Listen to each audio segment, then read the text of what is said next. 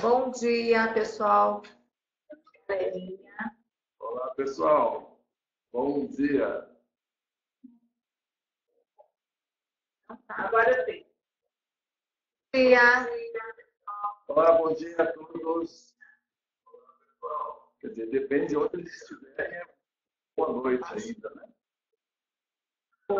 Ou boa tarde.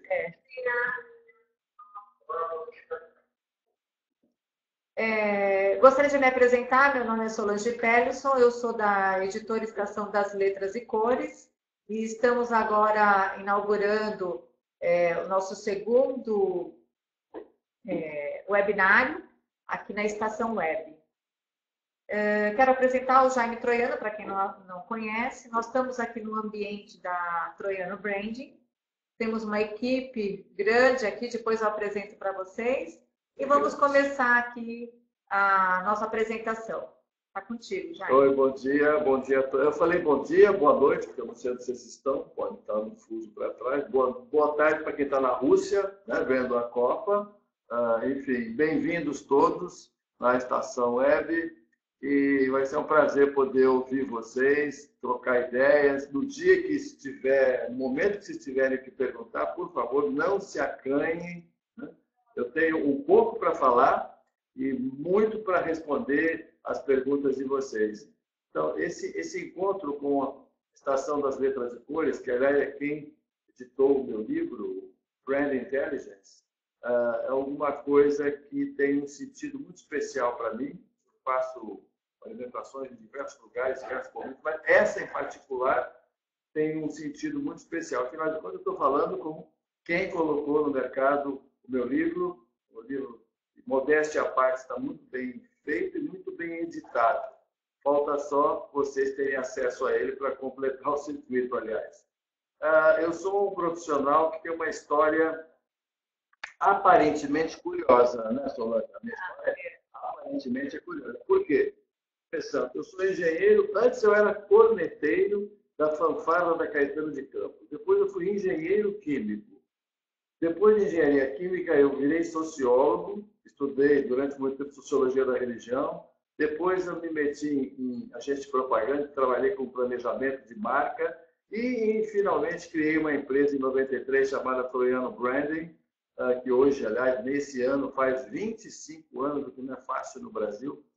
E um dia um aluno me perguntou o seguinte: ô Jaime, diga uma coisa, você foi engenheiro, você também é sociólogo, tem sociologia da religião no teu currículo, e ao mesmo tempo você se meteu com branding. Você não sabe o que fazer da vida, né, Jaime? A pergunta foi na lata, assim, Solange, desse jeito. E eu demorei para perceber, não, eu não fiz um trajeto tão tortuoso quanto esse aluno estava imaginando. Eu sempre trabalhei com coisas que estão num plano menos visível. Engenheiro químico, eu nunca vi um elétron, nenhum de vocês viu um elétron. Sociologia da religião, eu nunca vi como é que se dá essa conexão íntima entre uma pessoa e uma entidade religiosa ou uma fé, né? E marca a mesma coisa. As pessoas não revelam intimamente o que está por trás dessa conexão entre pessoas, consumidores e marcas. Mas tudo isso é invisível por um lado. Por outro lado, acaba gerando uma conexão com o mundo muito grande. E é disso que eu me alimento, é por isso que eu sou um profissional de branding, gosto muito do que eu faço, né?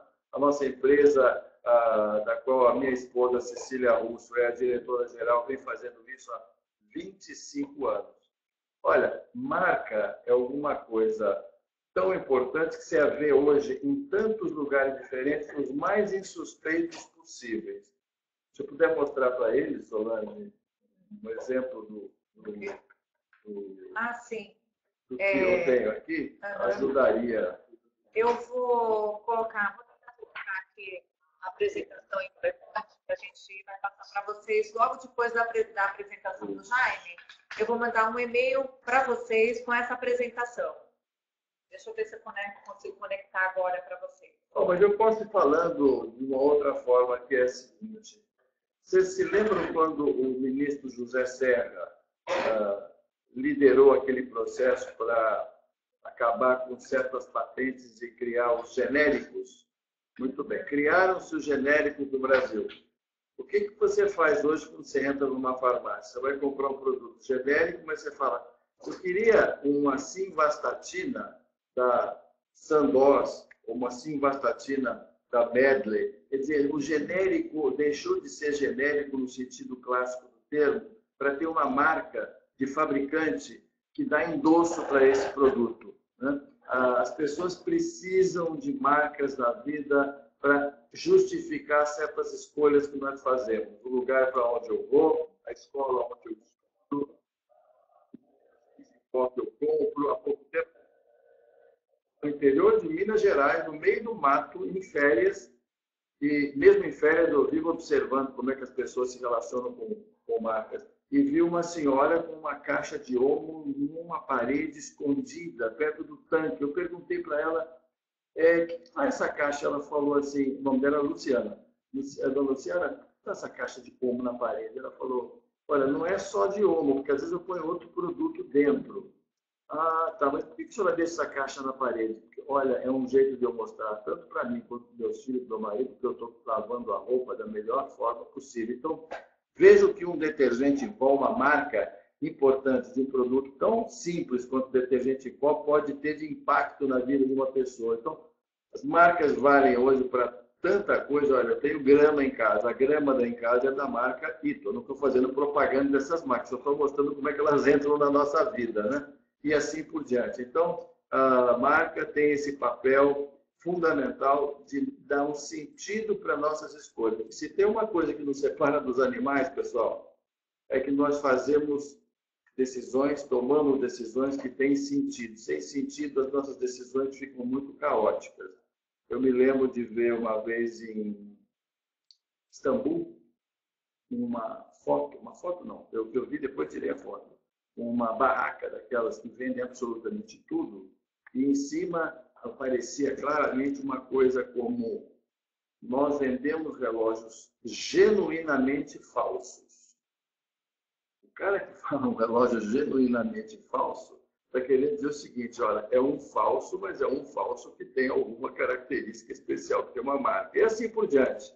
Então, primeiro ponto que eu queria deixar para vocês, uma certeza, porque a gente que duvida disso, que marca tem um papel fundamental nas nossas vidas, nas nossas escolhas, no nosso destino, enfim. Esse é o primeiro ponto, né? Eu queria, Solange, falar do segundo tema agora, que é o seguinte. A gente sabe que na nossa vida, certas decisões dependem, como eu te falei, de alguma maneira já, de que a coisa que eu escolho tenha um sentido, tenha, melhor dizendo, um propósito, uma razão de ser.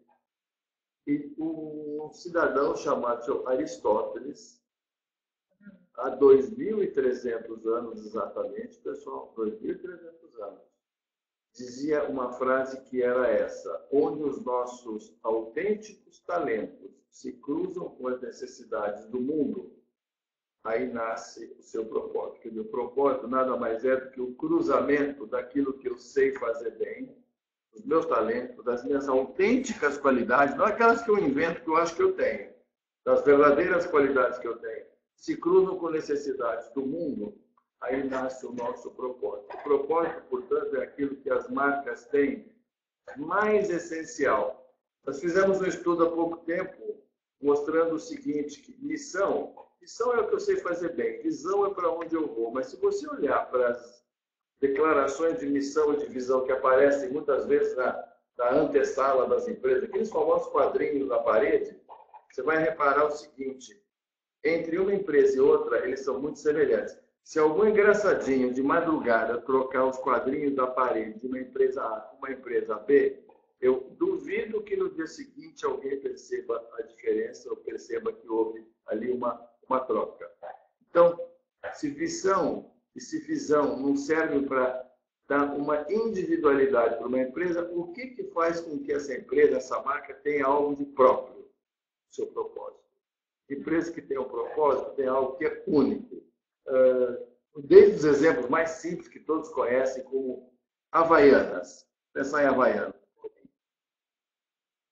Vocês já repararam quantas vezes as pessoas viajavam, amigos, levar um presente, já levou pares de Havaiana. Fora do Brasil é muito comum isso também, de Havaiana para os seus amigos. Né? Em especial, além de ser uma de borracha que Chico Anísio não solta tiro, nem deixa cheiro. Chico Anísio falava sobre Eu sou desse tempo. Ah, tá, mas você usa Havaianas. Deixa cheiro? Não. Solta tira? Não. Também não. Mas ela é mais do que uma coisa que não deixa cheiro nem solta tira. Ela é um ícone que representa um pouco do que nós somos como brasileiros. A pessoa do lado de fora, fora do Brasil, vê alguém de Havaianas e fala: ah, brasileiro, né? E assim por diante. Ou seja, Havaianas tem alguma coisa que vai além do próprio produto, que é algo que é o que eu estou chamando de propósito, alguma coisa que identifica a nossa brasilidade. Né? Podemos pegar outro exemplo. Pensemos na marca Embraer, por exemplo. O que é a marca Embraer, além de ser uma grande empresa de tecnologia na área de aviação? Ela representa muito do nosso orgulho nacional, né, fora do país. Até que, então, na época da Copa do Mundo, vai até refletir sobre isso, falar em nacionalidade. Acho que o futebol no Brasil é mais do que esporte no sentido estrito do termo. É também tem um propósito de nos representar. Ou seja, marcas que têm um propósito têm alma. Marcas que não têm um propósito não têm alma. Né? E por que isso é tão importante? Porque no domingo à noite, quando você escuta aquela musiquinha do Fantástico, muita gente fala: meu Deus do céu, amanhã começa tudo outra vez lá na minha empresa, vou lá eu para lá.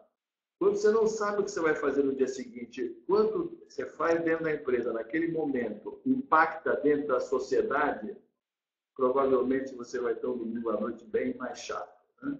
Talvez domingo à noite nem não seja bom de jeito nenhum, mas ele pode ser muito melhor quando você sabe o que você vai fazer no dia seguinte, acaba de alguma forma ajudando a mudar o mundo ao seu redor.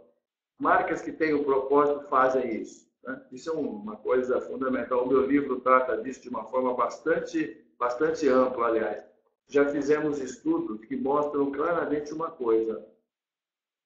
Quando uma empresa tem um propósito, as pessoas trabalham de uma forma mais engajada. O discurso da empresa, todo o seu programa de comunicação é muito mais bem alinhado. Em última instância, a empresa é mais produtiva. E sabe o que acontece em última instância mesmo?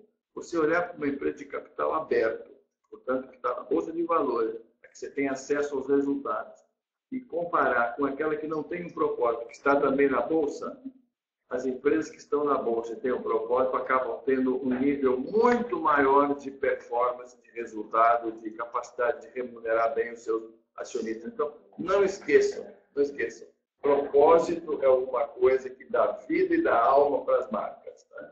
Procurar um propósito é alguma coisa que você não faz por meio de algum trabalho numa mesa em redor de um brainstorming ou um gimmick publicitário. O propósito nasce dentro da empresa. Você tem que escavar para descobrir que o propósito está lá dentro. Essa é a primeira coisa que eu queria comentar, Solange, que eu acho que fica aberto, inclusive, a questionamentos, perguntas de todos.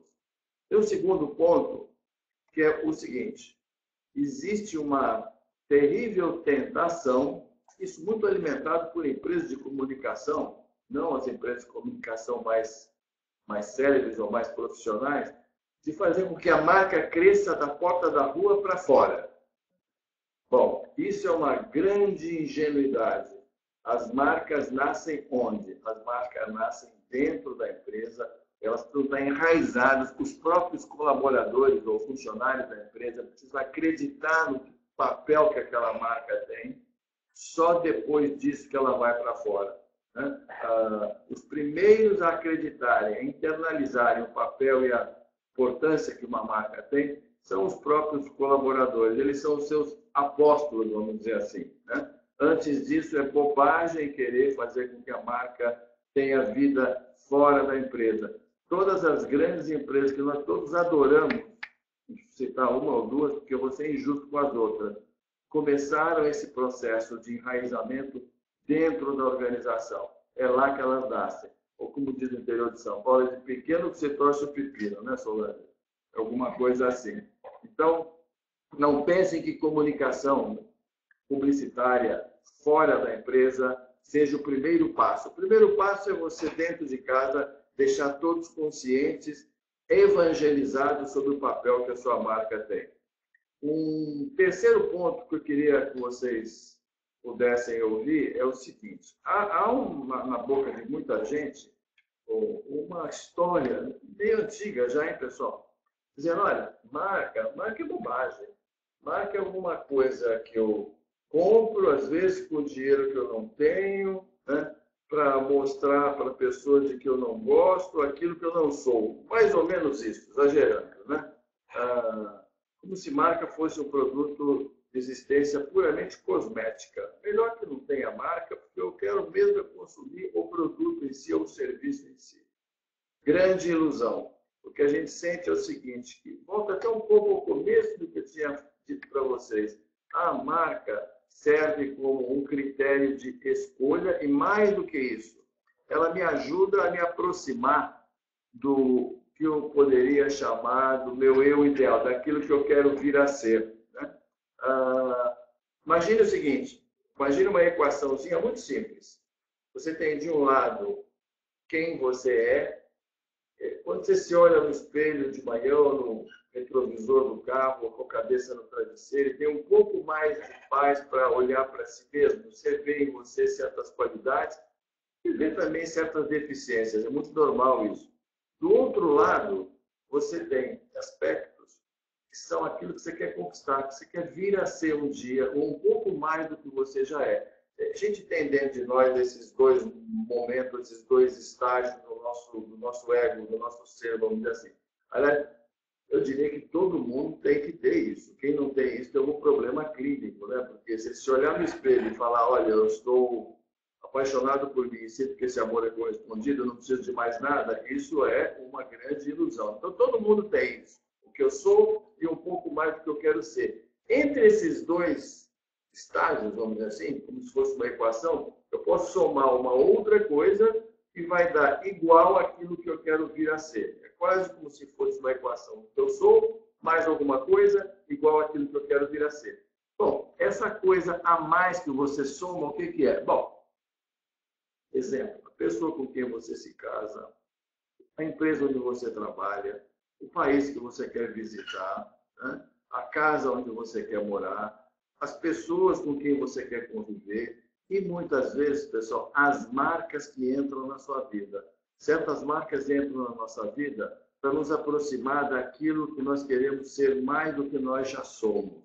Né? Então, marca de alguma forma, deixem de lado a ilusão de achar que elas não têm papel nenhum, são também uma forma de projeto de felicidade, me aproximar daquilo que eu quero ser mais. Lógico, e isso feito com muito cuidado, porque você não pode estar exposto, às vezes, a certas tentações bobas e ser traído pelo desejo simplesmente, né?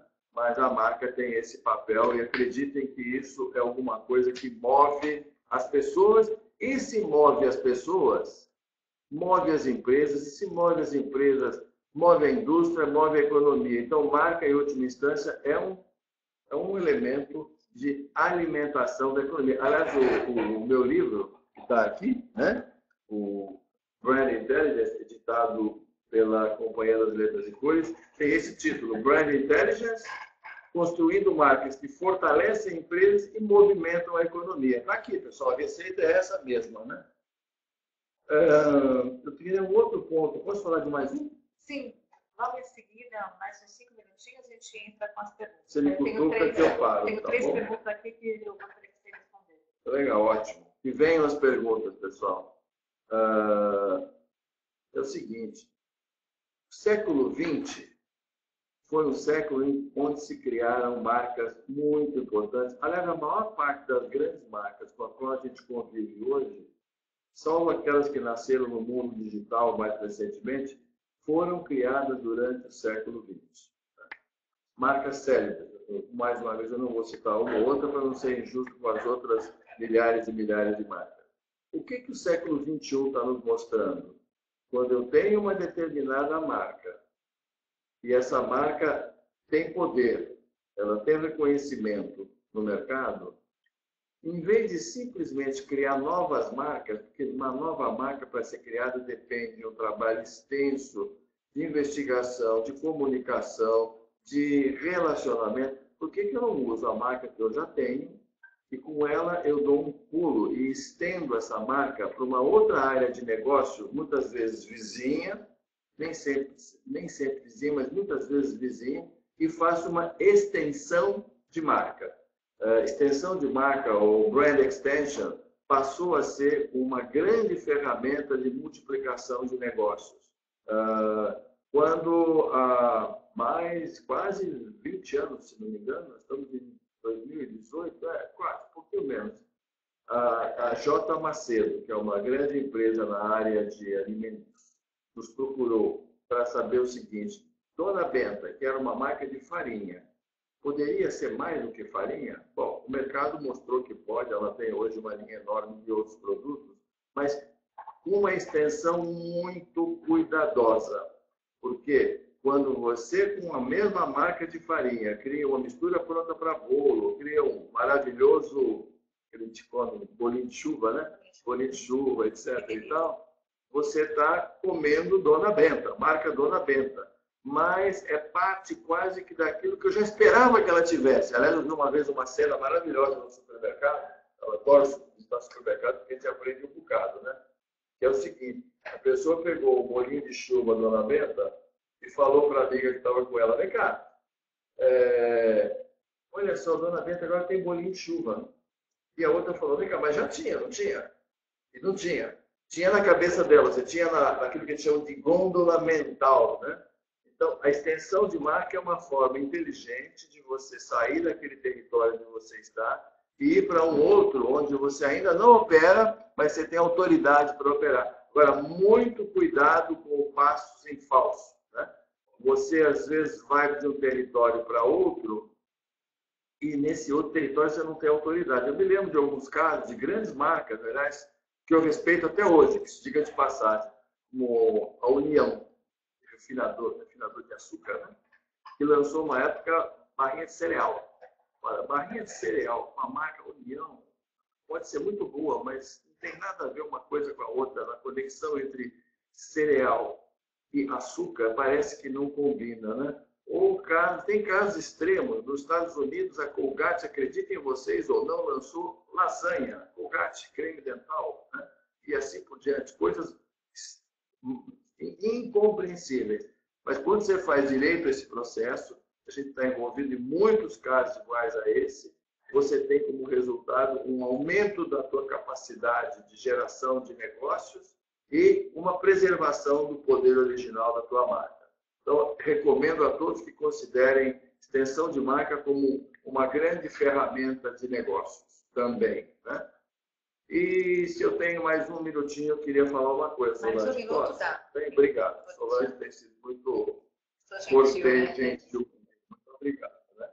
Que é o seguinte: dentro das empresas, cada vez mais, é preciso que haja alguém ou um departamento, se a empresa for grande, que ajude essa empresa a fazer o seguinte: em todos os pontos em que a marca se conecta com o mercado, alguém tem que estar olhando para ver se ela está sendo usada da melhor maneira, se a linguagem que ela fala é coerente com o que ela significa, com o seu propósito. Há pouco tempo eu me lembro que essa empresa ficava do lado da Castelo Branco e eu via passar pela Castelo Branco alguns caminhões de marcas famosas, mal pintados, descascados, etc. E um dia eu liguei para um desses diretores dessas empresas e falei o seguinte: olha, eu vi passar um caminhão da X, não vou dizer o nome, estava muito mal pintado, a marca nem dava para ver. Ele falou: olha, desculpa, sabe o que é? Isso é coisa do pessoal de logística. Eu falei: ô João, Pedro, nem me lembro o nome da pessoa, mas não é de logística, é de todos. O que você está passando na Castelo Branco é porque a sua marca ela é descascada, não é? Então você precisa tomar cuidado com isso. Em todos os pontos de contato, é o uniforme da pessoa que te atende, é a forma de atender o telefone, comunicação em geral, no caso de uma escola, a capa do material didático, etc, etc, etc. Todos os pontos de contato de uma marca com o seu mercado são pontos de prova, como disse o grande David Aker, né? Um dos grandes profissionais de branding do mundo, talvez o mais conhecido e mais respeitado. O contato da marca com os seus clientes e consumidores são pontos de prova, onde ela tem que provar e reforçar sempre aquilo que ela é, aquilo que ela pode fazer pelo mundo. Enfim. Bom, Solange, você me deu 1 minuto, eu usei 1 minuto, agora... Vamos para as perguntas agora. Nossa, eu tenho muitas perguntas. Vamos começar com a pergunta do Rodrigo.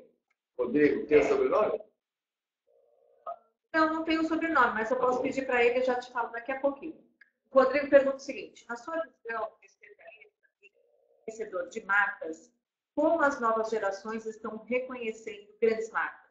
Complementando, toda marca tem que se engajar em uma causa ou lançar um manifesto para ser reconhecida pelos millennials? Ô, Rodrigo, adorei a sua pergunta. Eu não tinha falado disso, mas adorei a sua pergunta. Eu gostei tanto. Posso fazer uma coisa? Eu posso mandar um livro meu para o Rodrigo? Pode, vamos Rodrigo, mandar. você acabou de ganhar um livro, meu correio isso agora. Então, depois você veja com o endereço com a Solange, você vai receber. Até porque no meu livro tem uma boa parte da resposta que eu quero dar, uma resposta, uma parte mais completa do que eu vou dizer agora. Que é o seguinte, Rodrigo, abraçar causas, eu acho que hoje é algo que faz parte do pensamento corporativo de muitas organizações. A gente precisa, como sociedade civil, dar esse passo e apoiar aquilo que é importante para a sociedade brasileira. Mas você tem que apoiar causas que tenham a ver com a sua história, com o seu propósito. Não adianta abraçar uma causa, por exemplo, de proteção da Mata Atlântica, se o teu problema, a tua história, a tua conexão for com educação, por exemplo.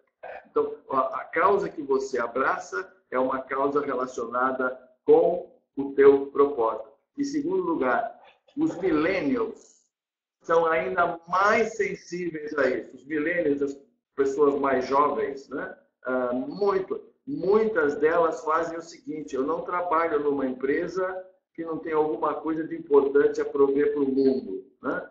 Então, busca de empresas que tenham um propósito. Então, os millennials talvez sejam os nossos grandes aliados para que o propósito nas empresas e as suas respectivas causas venham a ser desenvolvidas. Obrigado pela pergunta, Rodrigo. Muito bacana.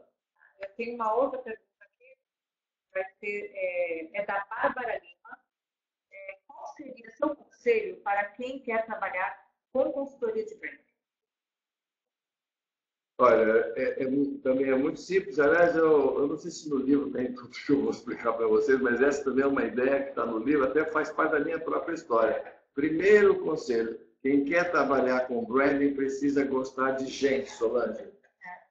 Solange, Kátia, Rogério, todo mundo aqui. Precisa gostar de gente. Por quê? Se você não gostar de gente, não se preocupar em entender como as pessoas são, dificilmente você consegue extrair daí inputs importantes para construir marcas fortes. E entender de gente é uma coisa muito curiosa, porque a gente vai fazer perguntas e perguntas e perguntas. Você tem que usar técnicas importantes para isso, porque consumidor, pessoal, diz sempre o que pensa, mas ele faz o que sente.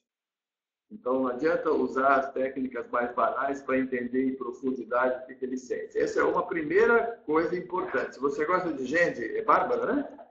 Bárbara. Bem-vinda ao time. Segunda coisa, você precisa ter uma formação importante, eu acho que em mercado de comunicação, marketing, alguma coisa que te coloque dentro desse mercado. E em terceira coisa, terceiro ponto, formações como sociologia, psicologia, filosofia, ajudam muito quem quer trabalhar em branding. Você não precisa fazer a carreira longa que eu fiz, toda tortuosa, aparentemente, de engenharia, sociologia, para chegar no branding. Mas esses dois elementos, pelo menos, são muito importantes. Podemos ir para uma outra pergunta? Se a pessoa pudesse dizer de onde é, eu ficaria mais contente ainda. Ok. Então, assim, agora eu já tenho algumas perguntas aqui. Eu vou pedir para as pessoas se apresentarem na próxima vez, tá? Richard perguntou para a gente o seguinte: o propósito é a essência, porém, precisa existir uma necessidade de fato no mercado, resolver um problema real. Richard, concordo 200% com você. Agora, vamos cá entre nós. Será que, em algum momento, o mercado não precisa de alguma coisa que eu possa atender com aquilo que eu faço bem, com aquilo que autenticamente eu faço bem. Então, Aristóteles dizia, quando os seus talentos se cruzam com as necessidades do mundo, aí está a tua vocação. Se você sabe identificar quem são os seus talentos, basta que com esses talentos você olhe para o mercado e fale, esses talentos ajudam a resolver esse problema. Nós, para fazer esse trabalho, uma coisa importante, nós sempre usamos pessoas que têm um pensamento mais transversal. Então, é uma psicóloga, é um biólogo, é um filósofo, é um padre, e varia, depende do projeto. E o que essas pessoas nos ajudam a fazer? Eu sei o que a empresa é, o que ela tem, o que ela faz é autêntico. Essas pessoas que têm um pensamento transversal nos ajudam a falar, Jair, se essa empresa, né, sei lá, uma Riachuelo, tem essa capacidade de gerar produtos fast fashion nessa velocidade, eu acho que ela tem a capacidade de democratizar a moda e atender o mundo que precisa estar mais bem vestido. Então, é sempre uma conexão entre o que eu sou e aquilo de que o mundo precisa. Ok. A Bárbara, ela respondeu na Brasília. E ela tem outra pergunta aqui para a gente. A gestão de uma marca, de uma microempresa, é tão importante quanto de uma multinacional? Quais são as particularidades que devem ser consideradas? Tá. Olha, Bárbara, você também merece um livro, porque eu adorei essa pergunta, de puxar para um mundo, às vezes, de empresas menores, né? Seja micro, o micro vira grande, né? As grandes foram micro um dia já, Bárbara. Olha, então, Bárbara, você, por favor, manda teu endereço que você vai ganhar um livro, porque eu adorei tua pergunta também. Bárbara, é o seguinte, em primeiro lugar, as grandes já foram pequenas. Segundo lugar, é muito mais fácil você criar uma identidade para a sua marca quando você ainda é pequeno do que deixar para corrigir o rumo lá na frente, né? Pode ter certeza de que cuidar de marca é alguma coisa tão importante no início quanto cuidar de distribuição, cuidar da tua loja, cuidar da fachada do lugar onde você trabalha, cuidar da forma pela qual você atende o telefone. Não se esqueça de uma coisa, Bárbara e todos vocês. A soma dos múltiplos contatos de uma empresa ou de uma marca com o mercado é que começa a criar massa crítica e musculatura para essa marca. Criar branding, ao fazer da marca um objeto de estudo, é alguma coisa que depende de todos esses pequenos contatos que ela faz. Isso tudo tem que estar muito bem organizado, desde que ela é uma micro até o dia que ela for muito grande. Ok. Eu vou para uma próxima pergunta. A Richard agradeceu a sua resposta. Obrigado. Cristina, ela não falou de onde ela é, não se apresentou. Em um momento onde as pessoas são mais engajadas e buscam um propósito nas marcas, existe um perigo entre posicionar-se para um nicho e acabar sendo polarizada. Você tem exemplos de marcas que conseguiram apresentar propósito sem ser rotuladas como ame ou deixe? Tem vários exemplos, não obrigatoriamente só na área de consumo, né? Mas se eu for pensar, por exemplo, eu citei o caso da Riachuelo, o Abraço da Moda, a Havaianas, tem a própria Rede Globo, quando falava Globo, a gente se liga em você, estava revelando o seu propósito de uma forma autêntica, porque o que ela faz é sintonizar o Brasil. Mas nós já trabalhamos, por exemplo, com marcas, citar um exemplo recém-lançado da nossa empresa, de uma empresa chamada EGEA, que cuida de distribuição de água e saneamento em 50 municípios brasileiros, né? O propósito que ela criou, que nós ajudamos ela a criar, porque na verdade está lá dentro, já precisava ser escavado, é alguma coisa que pode ser traduzida numa frase: a nossa natureza movimenta a vida, porque eles fazem esse processo de reaproveitamento da água, transformar o que era impuro, etc, etc. Agora, não sei se eu respondi exatamente a tua pergunta, mas sim, esses casos são sempre possíveis. Ok, acho que está respondido para a Cris, né? O Richard acabou de avisar que ele é de Belém do Pará. Ele ganhou o livro. Agora eu vou para uma próxima pergunta. Pode ser, Jaime? Você tem mais um tempo? Nós temos mais 10 perguntas. Podemos mandar? Vocês é que mandam. você, Ok. mano. Eu estou disponível sempre para vocês. Bom, o Rodrigo te chamou de senhor, não sei se você vai querer responder. Mas, assim, o senhor concorda com o artigo de Walter Longo, presente no livro Brand Intelligence, de que o melhor ainda está por vir? Como o senhor vê essa velocidade na mudança? Bom, eu concordo com o Walter, é meu amigo há 32 anos. 86 até agora, 32 anos. Né? Nós acompanhamos uma carreira do outro. E gentilmente aceitou, escreveu um texto para o livro. Ele é um cara que olha, vê mais o futuro do que eu sou capaz de enxergar. E acredito que ele tem toda a razão. O melhor ainda está por vir, as mudanças são aceleradas numa velocidade, numa taxa cada vez maior. Né? Então, acho que ele tem toda a razão. E acho que a gente vai, darwinianamente falando, né, Kátia, vamos nos adaptando a esses novos momentos com a nossa capacidade e esperando que o melhor está por vir mesmo. No Brasil, eu tenho certeza de que o melhor está por vir. Eu vi o doutor, foi ex-ministro do Supremo, o senhor Aires Brito, falando outro dia, que fascinado, comovido, uma pessoa com aquela lucidez, falando que, olha, nós estamos passando o Brasil a limpo, então acho que o melhor está por vir, em todos os sentidos. Ok, podemos ir para uma próxima? Vamos embora. Tá bom. Radimar de Sá. Ele não falou de onde é, daqui a pouco ele apresenta 3 ou mais características comuns em marcas de sucesso. Posso. Vou citar 3, tá bom já, né, Radimar? Radimar, né? Radimar. Eu tive um colega Radimar na Caetano de Campos, que ele disputava muito matemática. Ele passava na minha frente e passava na frente dele. Não sei de onde é o Radimar, mas esse nome me soa de um certo país da Europa. Pode ser que eu esteja enganado. Mas é o seguinte: 3, primeiro lugar, esqueçam a vaidade corporativa. Empresas que acham que já sabem tudo, onde os seus principais dirigentes olham para o seu próprio umbigo, não criam marcas fortes. Primeiro ponto é esse.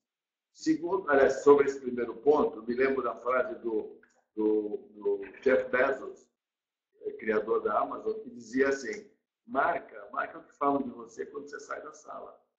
Obviamente, você tem que olhar fora para dentro. Esqueça a vaidade corporativa. Segundo lugar, pessoal, eu já falei isso, repito aqui. Segundo ponto. Cria a marca a partir da empresa e dos seus colaboradores internos. Eles precisam, mais do que ninguém, acreditar no que essa marca representa. Antes disso, fica muito difícil você vender para fora. Você não vende aquilo que você não comprou. No fundo, é tão simples quanto isso. E terceiro lugar, sinergia. Evite o chamado, tem até uma folha aqui com isso escrito em letras garrafais. Olha aqui, pessoal. Evitem o solo brand. O que é o solo brand? O solo brand é você usar a tua marca de um jeito hoje, falar dela de um jeito no rádio, de outro na rede, numa rede social, você mudar uma embalagem que não combina com a fachada da loja, etc, etc. Alguém, já falei isso também, tem que na empresa ter a preocupação de integrar todos esses pontos de contato. Sinergia é o terceiro ponto que faz com que marcas cresçam e tenham vida plena. Se eu for citar um caso, outros tantos que merecem, mas pensem no que faz o Itaú. O Itaú, desde que você é pequenininho, lembro que o Itaú foi a primeira marca que meu filho Gabriel reconheceu visualmente. Né? Ele falava nome do Itaú, falava um outro nome, mas ele reconhecia por causa dessa fantástica sinergia que o Itaú conseguiu criar em todos os seus pontos de contato. Então, são esses 3 pontos. Ok, podemos ir para uma próxima pergunta? Vamos lá. A Tainá Marques perguntou: quando a marca quer expandir o seu portfólio para outros nichos de produtos, quais são os perigos que ela pode correr? Existe algum cuidado que ela precisa tomar? Boa, Tainá. Tainá merece um livro? O que você acha? Eu acho que a gente pode. Essa pergunta foi muito legal, hein? Pergunta legal. A gente já está mexendo com esse assunto. Tainá, é o seguinte. Sim, vamos falar dos riscos. O primeiro risco é evitar que você caia num território onde você não é bem aceito. Primeiro ponto. Né? Acho que é isso. Você não olhar para onde você vai. A gente usa muito uma expressão aqui que é falta de licença perceptual. Uma expressão bonita, mas tem um significado importante que é assim: se onde eu quero ir Eu não tenho, por exemplo, Quaker, pensar na marca Quaker, que todo mundo conhece, uma tradicional fabricante de aveia há décadas. Quando ela deu um passo em direção a cookies e outros produtos baseados em aveia, ela sabia que ela estava indo na direção de um território onde ela tem competência. Ou a revista Capricho, pensa na revista Capricho.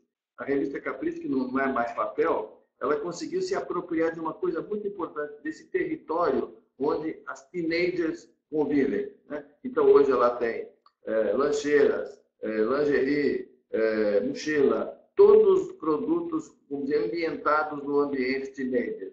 Agora, pecado é você ir para áreas onde você não é bem aceito e achar que você, porque tem uma marca forte, é capaz de emplacar naquele lugar. Né? Não pode. Obrigado, Tainá.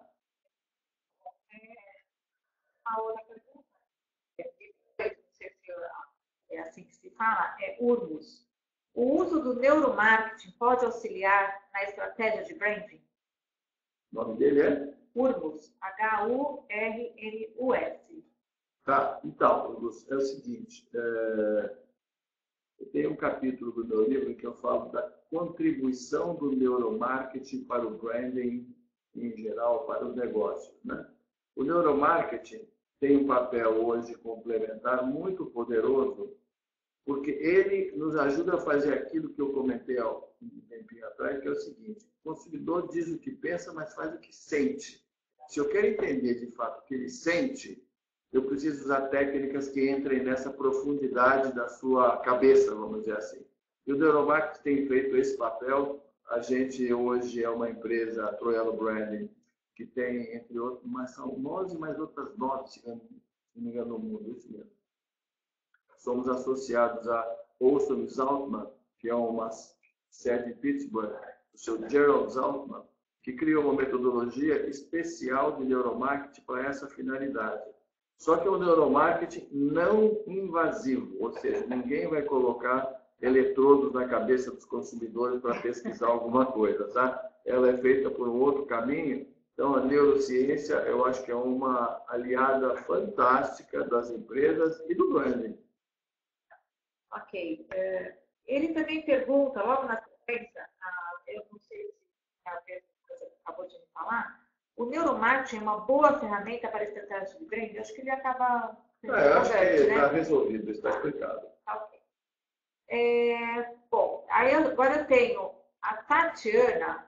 A Tatiana não está fazendo uma pergunta. Então, assim, olha, a Tatiana Tomás, na realidade, quero enviar um abraço ao Jaime, grande parceiro de projetos fantásticos, conhecimento gigante. Beijos, Tati Tomás. Oi, Tati, quanto tempo, hein? Obrigado pelo comentário. E olha, leia o meu livro que você vai gostar, tenho certeza, pelo que eu te conheço. Agora eu tenho o Rick Sartori. Ele pergunta o seguinte: como trabalhar o branding em uma era em que a comunicação está tão pulverizada por meios de comunicação tradicionais, os mais modernos e os mais atuais apps? Olha, Rick, você levantou um ponto, acho que eu não tinha falado disso, não, mas muito bem-vindo a sua pergunta. Se eu disser isso, daqui a pouco ele vai cobrar um livro, só porque eu falei que é muito bem-vinda, né? Mas tudo bem, que cobra, por caso a gente manda.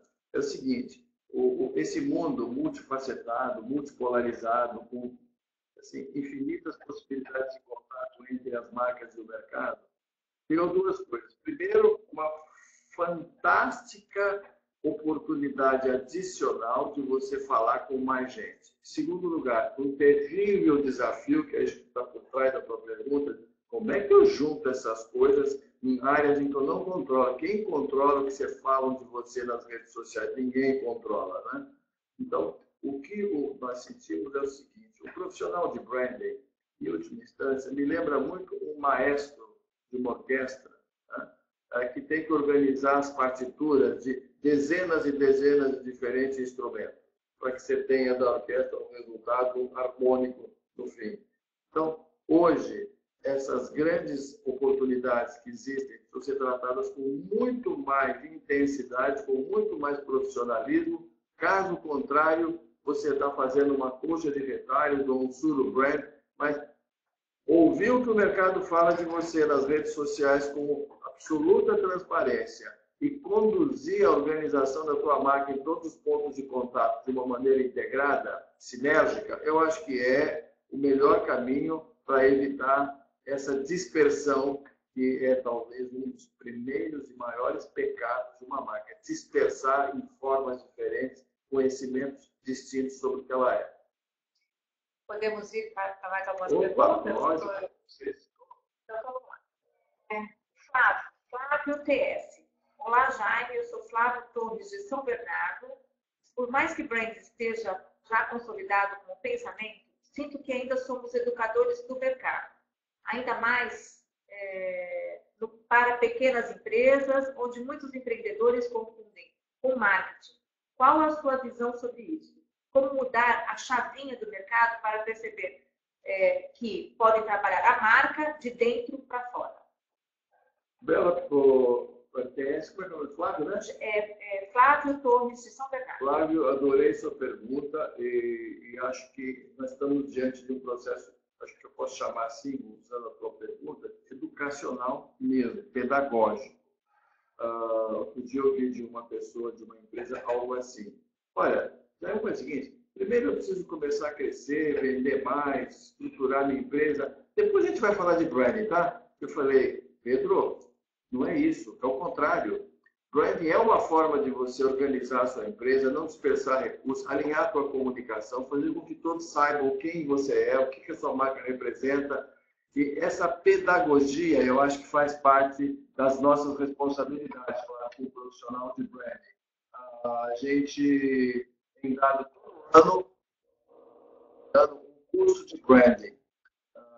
E o que eu sinto é o seguinte, pessoas que passam por esse curso, não pelo fato de ser dado por nós, há outras empresas que dão curso de branding também, empresas, academias, etc. e tal, têm um papel muito importante de ajudar nesse processo pedagógico. Clientes e empresários que passam por cursos desse tipo entendem assim, agora eu sei o que eu estava perdendo. Então, é difícil, para ir em frente mesmo, mostrar casos de sucesso de quem usou o branding de uma forma inteligente versus quem não usou, para pouco a pouco você conseguir um processo pedagógico. Não tem o que, é um longo caminho, é uma estrada estreita e pedregosa. Eu concordo com você, viu? Claro. Mas vamos em frente. Podemos para mais uma pergunta? Você está disponível para mais perguntas, Jaime? Como que você está aí? Eu estou disponível para eles todos e para vocês. Então, tá bom. Eu acabei de aumentar o tempo do ambiente, porque acho que está bem interessante aqui. Não sei, você fica à vontade quando você quiser parar, tá bom, né? Tá bom. Eu preciso parar na segunda-feira só para ver o Jogo do Brasil. Ok. Até lá, como nós temos muitos participantes e tem muitas perguntas ainda, super interessantes, acho que vale a pena a gente ampliar um pouquinho o tempo. Eu tenho aqui várias perguntas, eu vou começar com a pergunta... Bom, primeiro, a Sabrina, ela só perguntou uma coisa sobre o webinário. Então, assim, o webinário vai ficar disponível, esse vídeo vai ficar disponível, assim como o PowerPoint, que a gente não conseguiu colocar online agora, mas, de qualquer forma, eu vou mandar também o PowerPoint para vocês, para todos os inscritos, tá? O Richard voltou, hein? Ele tem mais uma pergunta. Como vai querer outro livro, não, né? Eu acho que... Chega, tá bom, né, Richard? Como mensurar o valor de uma marca, sendo ela um patrimônio intangível? Existe alguma métrica ou processo para chegar no valor estimado? Olha, contábil, entendi. Richard, a tua pergunta sugere que você já saiba até a resposta, né? Porque quem faz... Aliás, eu conheço melhor as pessoas, nós conhecemos melhor os outros, pelas perguntas que eles fazem do que pelas respostas que elas dão, não é não? Mas, Richard, é o seguinte... Existem 2 ou 3 métodos hoje muito utilizados. A nossa empresa mesmo faz propaganda do que ele está fazendo, mas só para exemplificar. Usa 2 métodos bem precisos para cálculo de valor econômico de uma marca, de quanto ela vale como ativo econômico. Muito bem. Um deles é o seguinte, que é o mais clássico. Você usa um processo que os contadores usam para calcular o valor de qualquer ativo, que é fluxo de caixa descontado. Você faz o seguinte, quanto é a capacidade que essa marca tem de gerar fluxo de caixa para uma empresa, comparado com o que ela geraria de fluxo de caixa se não tivesse essa marca. Você trabalha em colaboração com os financeiros da empresa nesse momento. Muito bem. Aí você calcula uma taxa de desconto da marca. A taxa de desconto, pessoal, é uma noção de risco para quem não é muito desse mundo, né? E faz um fluxo de caixa descontado. E chega a um valor da marca, que eu não diria que é 100% preciso, mas é, digamos, mais 10, menos 10% do valor real que ela tem. Já fizemos dezenas e dezenas de cálculos de valor econômico usando esse método. O outro método muito conhecido e bastante usado hoje é o chamado Royalty Relief. Né? Royalty Relief. Que é o seguinte, vamos dizer que você queira calcular o valor da marca Estação das Letras e Cores. Né? Vale muito, né? Pelo conteúdo que nós temos, vale muito mesmo. Vale muito econômica e afetivamente, vale muito. Mas vamos ver o seguinte, como é que eu posso calcular com esse método isso? Eu faço o seguinte, se a Estação das Letras e Cores não fosse proprietária dessa marca e quisesse usar essa marca, ela teria que comprar os direitos de uso dessa marca e pagar um royalty por isso. Então, como eu sou dono da marca, eu tenho como é que se fala? Um alívio por não ter que pagar esse valor, porque eu já sou dono dela. Esse a mais que eu estou ganhando, por já não precisar pagar, serve para calcular o fluxo de caixa dessa marca e a gente, com isso, chega a um valor econômico do mesmo jeito. Há bancos de dados internacionais que a gente usa muito para saber o seguinte, olha, a marca, sei lá, Intelbras, quanto vale? Estou vendo aqui na minha frente, eu não sei. Mas eu posso entrar em bancos internacionais e calcular qual é o valor de royalty cobrado por empresas de tecnologia que fazem telecomunicação para franquear essa marca. E com isso eu tenho o quanto ela deixa de gastar por ser dona dessa marca. E é isso que gera, em última instância, o valor da marca. Então, sim, existem formas hoje clássicas de fazer esse cálculo de valor econômico de marca, Richard. Muito bem. Eu tenho uma pergunta aqui, posso para a próxima? José Ivan Maia, de Bom Retiro do Sul, Rio Grande do Sul. Opa! Qual a premissa básica para fazer uma boa gestão de marcas? Olha, eu acho que eu falei disso já, eu posso repetir, então, não vou mudar as palavras, mas basicamente é o seguinte, a primeira coisa é não achar que você que trabalha na empresa, que você dirige, é dono da marca, sabe que as pessoas pensam e sentem sobre ela. Em primeiro lugar, é lembrar da frase famosa do Jeff Bezos, marca fala de você quando você sai da sala. Portanto, ouça fora o que estão dizendo da marca a seu respeito, né? Mas não faça isso você. E se você perguntar para alguém do lado de fora o que acha da tua marca, provavelmente brasileira tende nessa hora a ser mais bonzinho, mais educado, vão falar só coisas boas. Contrate alguém, ou peça para alguém com independência fazer isso para você. Esse é o primeiro ponto. O segundo ponto é o seguinte, independente de ter 1, 2, 3, 4, 5 pessoas, 10, 20, 100 trabalhando na tua empresa, eles precisam, em primeiro lugar, ser os grandes apóstolos dessa marca. Eles precisam estar convencidos que aquilo que você vai falar dessa marca para fora é verdade para eles, em primeiro lugar. E o terceiro, eu já repeti algumas vezes, evite o surubbrand. Evite falar da marca de maneira diferente, em lugares distintos, porque você não cria sinergia e ela perde poder. Ok.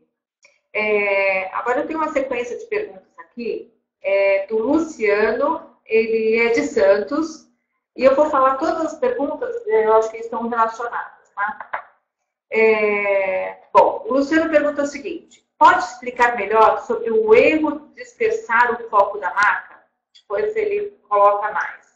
Que ele tem uma longa jornada de 30 anos de mercado no ramo de moda e ele resolveu, aos 55 anos, iniciar uma nova marca no e-commerce. E depois, na sequência, ele tem mais duas Posso ficar com a primeira? Pode. Acho que a primeira é mais abrangente, né? Tá bom. Repete, por favor. Pode explicar melhor sobre o erro de dispersar o foco da marca? Tá. Olha, o erro, eu vou começar por uma frase famosa, acho que é do David Ogilvy, acho que é dele a frase, mas ele dizia o seguinte, você investe em comunicação de marca um tanto de dinheiro, sendo que metade vai fora, joga pela janela. Só que você nunca sabe qual é a metade que você jogou pela janela. Ou seja, dispersão é uma coisa clássica em branding, em comunicação em geral. Então, de fato, há muita dispersão de recursos mesmo, né? Agora, como diminuir a dispersão? No fundo, é um pouco isso que está falando. Né? Como diminuir a dispersão? Em primeiro lugar, tendo um foco claro. A minha marca é isto e dirigida para um público específico, e é com esse público que eu quero falar, mesmo que outros públicos também ouçam. Né? Então, primeiro você tem que conhecer, mapear qual é o seu público que reconhece a sua marca. Exatamente. É isso? E com quem você quer se relacionar. Com quem eu quero me relacionar. Exatamente. Esse público é o teu público-chave, vamos dizer assim. Agora, outras pessoas podem te ouvir falar sobre a tua marca? Podem. Tá? Mas essa é a primeira coisa para evitar dispersão. Porque quando você foca no público, você ajusta o volume de recursos para falar com aquele público, que perde a ambição, a ingenuidade de querer falar com todo mundo ao mesmo tempo. Eu entendo o que o Luciano está perguntando, eu acho que como ele está no e-commerce, a preocupação dele é usar as ferramentas que a gente tem, de postar no Face, né, e você seleciona lá público de 20 a 50 anos, mulher, homem, só que como ele vai atingir? Ele vai atingir milhões de pessoas que não reconhecem os valores, né? Faça o filtro tão preciso quanto é possível fazer numa rede social, né? E seja o mais humilde possível nesse sentido. Olhe para público com aquele sentido de que essa pessoa, esse tipo de pessoa tem a ver comigo, né? Quando você quer vender para todo mundo, talvez você não consiga falar apropriadamente com ninguém em particular. Vive acontecendo isso. Ok. Tem mais algumas perguntas. A Sabrina. Jaime, gostaria de saber qual é a sua opinião sobre marcas próprias, estratégia utilizada por alguns varejistas do nosso país. Tá. Então, marca própria, à primeira vista, pode parecer, no passado era até mais, uma coisa maravilhosa, porque eu sou o dono de uma rede de supermercado, eu compro um produto de um determinado fabricante, sei lá, pode ser um detergente, pode ser uma ervilha, pode ser queijo, pode ser queijo, aplico a minha marca, né, e pronto.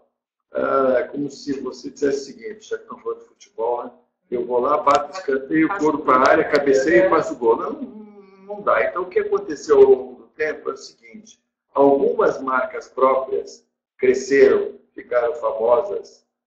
Por quê? Porque elas usaram as mesmas ferramentas que as outras marcas começaram a usar também. Pensar na sua identidade, na sua embalagem, em comunicação, numa forma de tratar aquele produto com aquela marca de uma maneira muito próxima do que fazem os seus concorrentes. Essas vão para frente. Aquelas que querem apenas ser uma embaladora de um produto, né, com a marca daquela rede de varejo, e não tratar essa marca com nada além de um produto mais barato, provavelmente vão ficar lá, mas não vão para frente. Internacionalmente, as marcas próprias, salvo alguns casos famosos da Europa, por exemplo, nunca tiveram vida tão longa ou tanta rentabilidade. As que tiveram foram os que fizeram isso, Solange.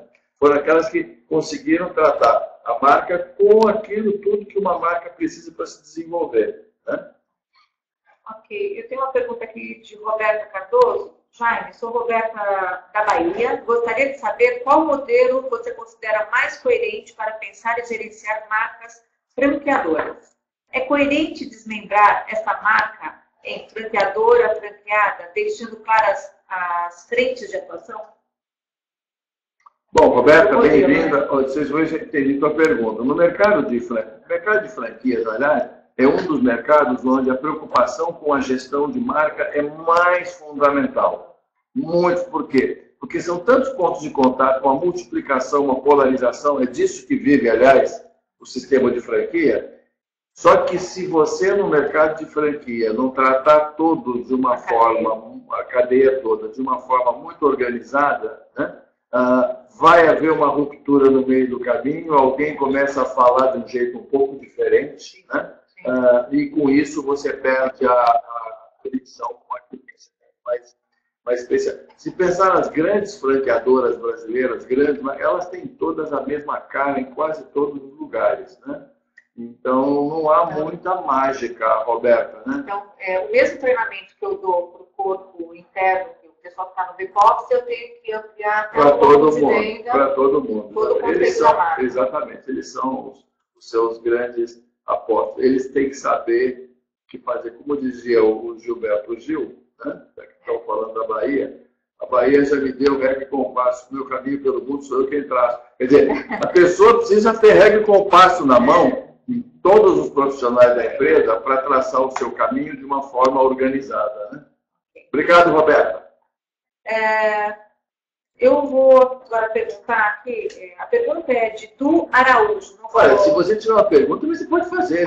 Eu tenho várias. Então, tá a gente vai ficar aqui muito tempo, mas eu já combinei com o pessoal que nós vamos ter outros webinários, porque o tema é tão amplo, né, e tem tantas perguntas a serem respondidas. Tá? Lógico, muita agência de design fala, o Du Araújo, não sei de onde que é, muita agência de design fala sobre o poder de uma embalagem para o público escolher o produto na hora da compra.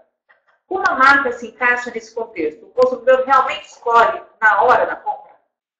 Eu conheci um Edu Araújo, mas era Eduardo Araújo, não sei se é o mesmo, capaz de ser o mesmo. Edu, o Eduardo, né? É o seguinte, vou partir do seguinte princípio, tá? Não se escolhe noiva no altar. Não sei se você é casado, se você é solteiro, se você vai se casar ou não, mas caso você tenha isso em mente, não deixe para escolher a noiva no altar.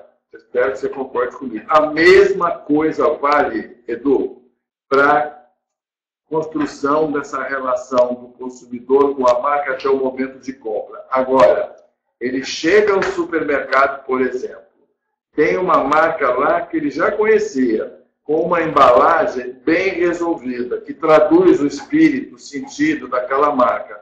Eu acho que ele vai se casar. No estudo que a gente fez há alguns anos, a gente mostrava o seguinte, 70% das decisões de compra são tomadas fora do supermercado, Edu, fora. As pessoas que a gente entrevistou faziam o seguinte, elas nos contavam que marca você prefere. Durante 15 dias a gente fez esse trabalho indo às casas delas. E depois de primeira compra que ela fazia, nós voltamos para casa e posso ver o que você comprou? 70% dos casos havia convergência entre a marca que ela dizia preferir e a marca que ela de fato comprou. Lógico, no altar você sela o compromisso, mas o romance, o namoro está lá atrás, começou muito antes. Edu, se você não se casou ainda, pense nisso, você vai se casar, comece o romance mais cedo, tá? Ok, a Bárbara voltou aqui para fazer uma pergunta. Como uma marca que presta serviços poderia criar estratégias de branding emocional? Bom, olha, pessoal, branding é sempre alguma coisa que mexe com temas emocionais. Dificilmente alguém toma uma decisão sem que haja um mínimo de conteúdo emocional naquela decisão. Eu me lembro que o meu pai adorava ferramentas, ele adorava uma furadeira elétrica Black & Decker, produto de baixo, aquela coisa pesada, forte e tal, etc.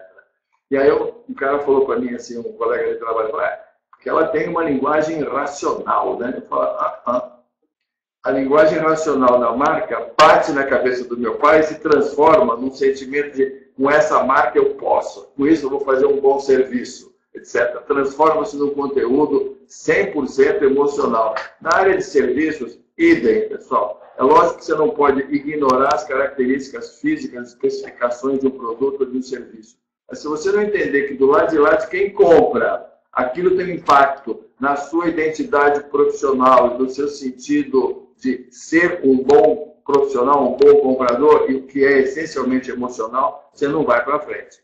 A nossa vida é esse eterno balanceio entre a nossa capacidade de pensar e de sentir.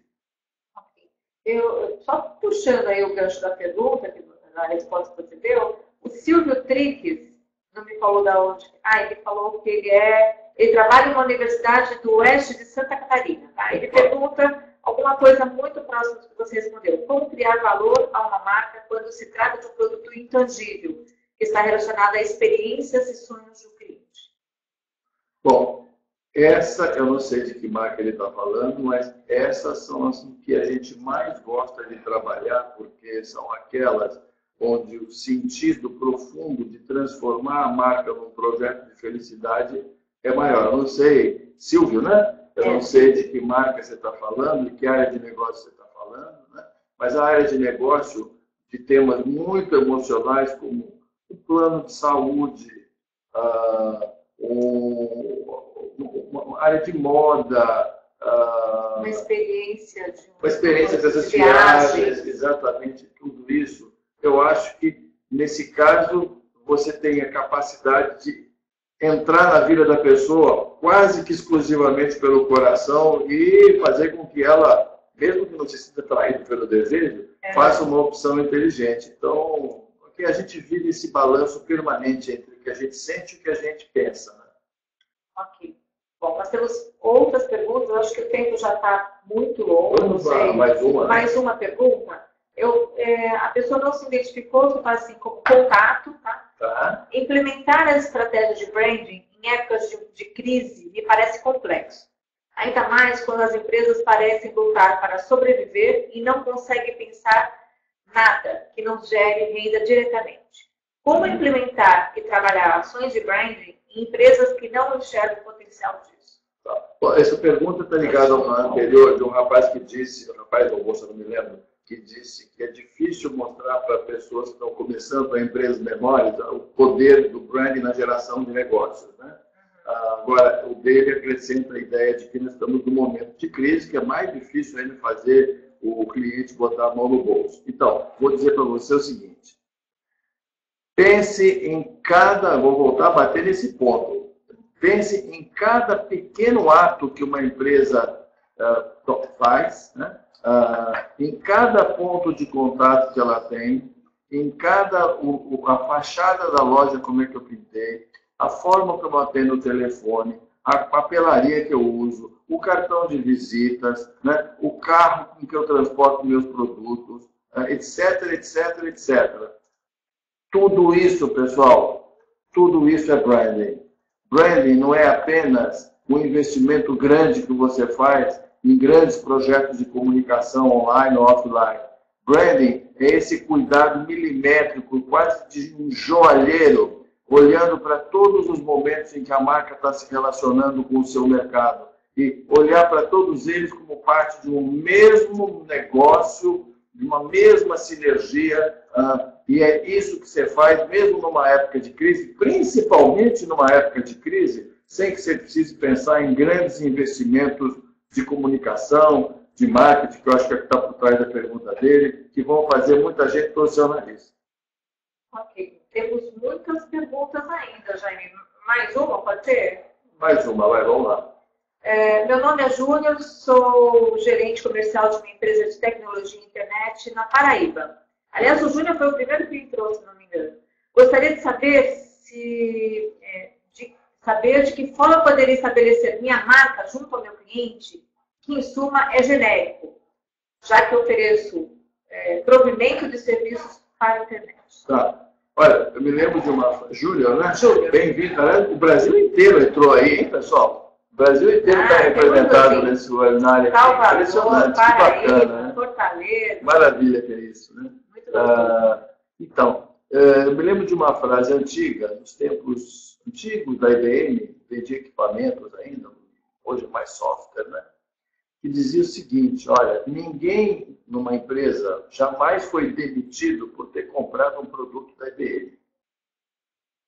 O que queria dizer isso?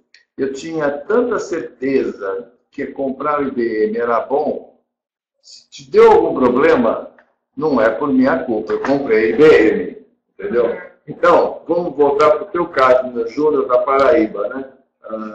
Quando você conseguir colocar na cabeça do teu cliente, do mercado, que aquilo que você está fazendo é uma forma de alavancar não só os negócios dele, mas a posição profissional de quem compra, de que com isso essa pessoa vai conseguir se sentir um profissional mais capacitado, eu acho que você sai da vala comum dos outros fornecedores que falam só de produto E quando você faz isso, você está falando também da capacidade de aumentar o poder profissional, o sentimento profissional de quem compra. Né? Isso é assim. Olha, em outras áreas vive acontecendo isso. Quem é que já não passou por situações do tipo, você vai pintar a casa, aí chama um pintor e fala o seguinte, olha, eu queria pintar aqui minha casa, mas eu estou pensando que eu vou ter um desconto com essa marca X, por exemplo, sei lá, com uma determinada marca. Aí vem o pintor e fala o seguinte, olha, eu costumo usar souvenir. Não ganho nada com souvenir. Aí ele fala, não, mas eu gosto muito dessa outra marca, você não podia pintar. Não. O pintor fala, olha, o senhor que sabe, eu pinto, o senhor que sabe, né? Já aconteceu, isso vale para pintura, para encanamento, para eletricidade, para tudo, etc. Porque o que está em jogo nessa hora? Está em jogo a postura profissional, a segurança dele como prestador de serviço. Pode ser até que o resultado final seja o mesmo, mas emocionalmente ele está sendo tocado nessa corda, né? Ele está sentindo que aquele produto é o que garante à pessoa a melhor capacidade de prestar esse serviço. Então, é isso que na área técnica, na área business to business, as pessoas precisam entender cada vez mais. O que compra não é aquilo que simplesmente vai lá e adquire o produto. O que compra é aquilo que te dá garantia da prestação de um serviço, portanto, daquilo que melhora a tua capacidade pessoal como profissional. Então, boa sorte para você na Paraíba. Tente fazer essa conexão, tá? De fazer com que a tua marca tenha esse papel de melhorar a capacidade profissional do teu cliente, não simplesmente fazer com que ele opere melhor no dia a dia com aquele produto. Ok. Eu tenho perguntas aqui. Na verdade, agora eu tenho só uma colocação de Fê Carneiro 28. Não sei se é Fernanda, Felipe. Que profissional didático e atencioso. Isso é para você. O que ela falou? Que você é um profissional didático e atencioso que hoje foi top demais. Você Nossa Senhora. É Fernanda Bechara. Ela acabou de colocar aqui, Fernanda Bechara. Fernanda? De onde será que é Fernanda? Ok, Jane, acho Muito obrigado, que Fernanda. eu queria deixar para o pessoal que ficou sem resposta que todas as perguntas estão aqui relacionadas. O Jaime vai dar uma lida aqui com a gente agora. E a gente vai responder, nós temos os e-mails de vocês, a gente vai responder via e-mail. Agradeço a todos. Convido vocês a ver o livro Brand Intelligence. Ele está lá na nossa página www.estaçãoletras.com.br e todos terão um desconto de 30% colocando o cupom BRAND. Né? Já eu agradeço você, a sua disponibilidade. E o pessoal está pedindo aqui um outro webinário. Podemos marcar? Vamos marcar. Eu agradeço muito vocês que me deram essa oportunidade, né?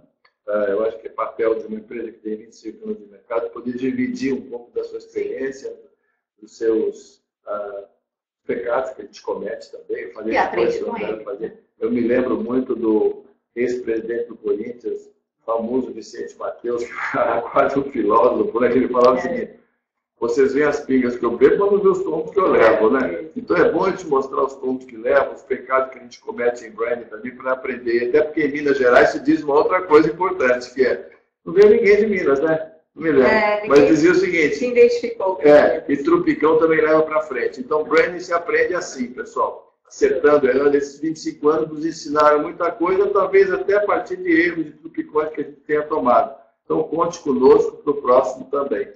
Ok. Convido a todos para sempre estar atento ao nosso webinário. Nós temos mais 2 agendados para o próximo mês. Legal. E sempre vai ter os autores e a gente vai trazer conteúdo para o nosso público. Legal. Obrigada, Jane. Obrigado a você. Valeu.